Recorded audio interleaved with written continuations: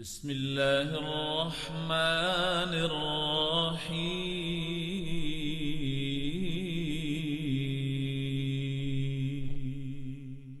شروع اللہ کے بابرکت نام سے جو بڑا مہربان نہایت رحم والا ہے۔ اس میں مجھے خیال ہے کہ بہت سے لوگ جو ہیں بڑے پریشان ہو جائیں گے، کچھ باتیں نہیں ہیں، لیکن میں یہ چاہتا ہوں کہ خود قائد اعظم نے جو کچھ کہا ہے علامہ اقبال کے بارے میں وہ آپ کو سنا دوں۔ دیکھیے، یہ کلکتہ 21 اپریل 1938 کی بات ہے۔ یہ A mammoth public meeting of the Muslims of Calcutta was held on the football ground on the 21st of April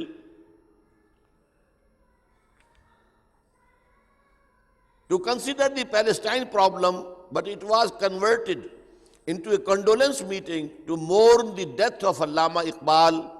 Mr. M.A. Jinnah presided. جلسہ ہو رہا تھا اور وہاں پر خبر پہنچ گئی علامہ اقبال کا انتقال ہو گیا۔ جلسہ تھا فلسطین کے مسئلے پر غور کرنے کے لیے، لیکن وہ بعد میں تعزیت کا جلسہ بن گیا۔ اب وہاں کیا کہتے ہیں جناح صاحب؟ Mr. M.A. Jinnah said that the sorrowful news of the death of Dr. Sir Muhammad Iqbal had plunged the world of Islam in gloom and mourning. Sir Muhammad Iqbal was undoubtedly one of the greatest poets, philosophers, and seers of humanity of all times. He took a prominent part in the politics of his country and in the intellectual and cultural new construction of the Islamic world. His contribution to the literature and thought of the world will live forever. اور آخری بات، to me he was a personal friend, philosopher and guide, as well as such the main source of my inspiration and spiritual support. میری inspiration, میرے اندر جذبہ جو جگایا ہے، مجھے spiritual support جو دی ہے، وہ اقبال نے دی۔ یہ 1938 میں کہہ رہے ہیں قائد اعظم محمد علی جناح، کہہ رہے ہیں، ابھی قائد اعظم نہیں بنے ہیں وہ۔ اور دوسرا سن لیجئے،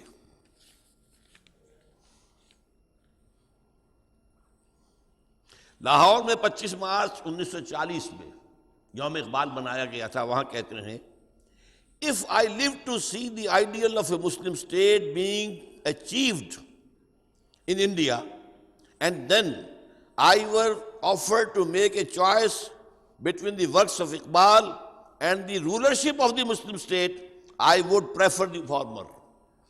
اگر ہم ایک آزاد اسلامی ریاست، مسلمان ریاست قائم کرنے میں کامیاب ہو جائیں انڈیا میں، اور پھر مجھے آفر دی جائے، چوائس دیا جائے کہ چاہے تو اقبال کا کلام لے لو اور چاہے تو حکومت لے لو، حاکم بن جاؤ، میں اقبال کا کلام پسند کروں۔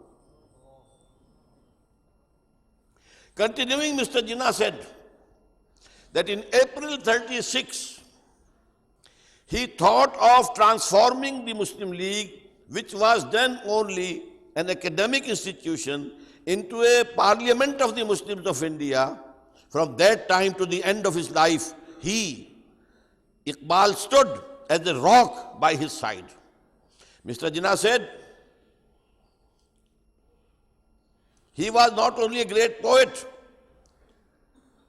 who had a permanent place in the history of the world's best literature, he was a dynamic personality who during the lifetime made the greatest contribution towards rousing and developing the Muslim national consciousness. یہ ہیں جذبات قائد اعظم کے علامہ اقبال کے بارے میں، اور یہ ہے جو میں نے آپ کے سامنے پوری تاریخ کا تجزیہ کر کے بتا دیا۔ نظریہ پاکستان 1930 کے خطبے میں اقبال نے دیا، اور یہی نظریہ پاکستان پھر 1932 میں جا کر قائد اعظم کو دیا ہے۔ یہ صورتحال ایسی ہو رہی تھی کہ اس سے جو ہے وہ منفی اور مثبت تاریں مل گئیں۔ آپ کو معلوم ہے کرنٹ دوڑتا ہے، بجلی کی دو تاریں ہوتی ہیں، نیگیٹو پازیٹو، جب جوڑ دیں گے کرنٹ دوڑے گا۔ یہ سوئچ جب آن کرتے ہیں تو کیا ہوتا ہے؟ سوئچ آن کرنے کا مطلب ہے ان دونوں میں کنیکشن ہو جائے۔ تو جو منفی چیز تھی ہندو کا خوف اور مثبت چیز تھی احیاء اسلام، یہ دونوں جب جڑ گئے تو پھر جو مسلمانان ہند کے اندر جذبہ پیدا ہوا ہے، پھر جو امنگ پیدا ہوئی ہے، پھر جو سپورٹ مسلم لیگ کو ملی ہے، اور اس کے بعد یہ ہے کہ سن 37 سے لے کر اور 1947 تک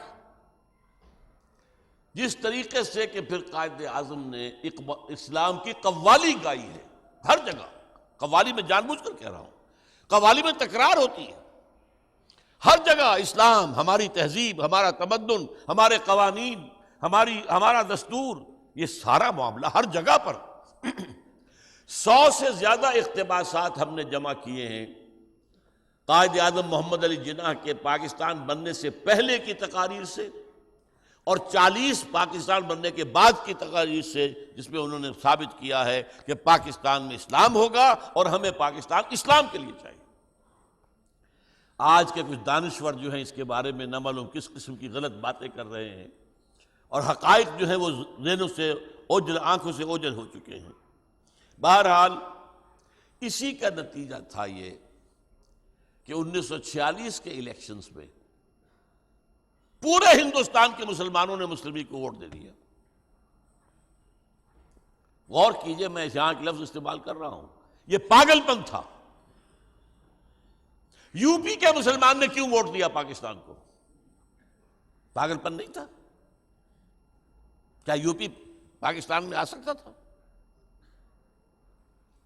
کیا کوئی دنیاوی سوچ جو ہے وہ آمادہ کر سکتی تھی یو پی کے مسلمان کو، سی پی کے مسلمان کو، مدراس کے مسلمان کو، بامبے کے مسلمان کو، کہ وہ مسلم لیگ کو ووٹ دے؟ جو پاکستان، جو پارٹیشن آف انڈیا کے لیے کھڑی ہو چکی ہے، 1940 میں ریزولوشن پاس ہو چکا ہے۔